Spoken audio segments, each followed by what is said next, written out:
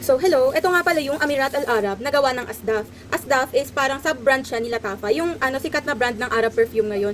So, ito ay yung Amirat Al Arab na red kasi may pink din nito, yung Privé Rose. Ang main accords nito ay citrus, white floral, musky, woody, fresh, spicy, powdery, green, and floral. So, pag in-spray natin to, maaamoy natin yung citrus opening niya. Pero habang tumatagal, mas nagiging floral, mas nagiging parang posh yung dating, parang social, elegante, gano'n. Parang ganito, hindi, parang elegante talaga yung dating.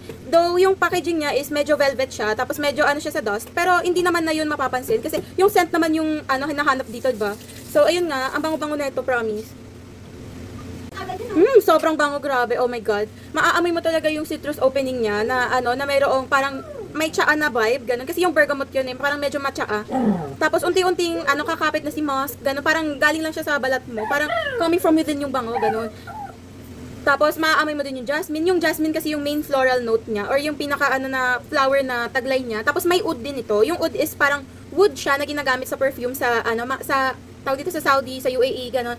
Parang main ingredient siya na nagpapatamis nung perfume. Marami na kaming naamoy na Arab perfume na na mayroong oud, tapos matamis talaga siya. Hindi siya amoy nung wood na parang masakit sa ulo. Hindi naman din siya sobrang powdery kung ayaw mo ng powdery. Maganda rin yung scent niya kasi parang sa normal day magagamit mo siya kahit mainit, kahit malamig. Pero parang tingin ko napaka-versatile ng netong perfume na to pag ginamit mo. Yun lang, kung gusto mo maging elegante, magmukhang maganda, mga amoy maganda, ayun, bili na.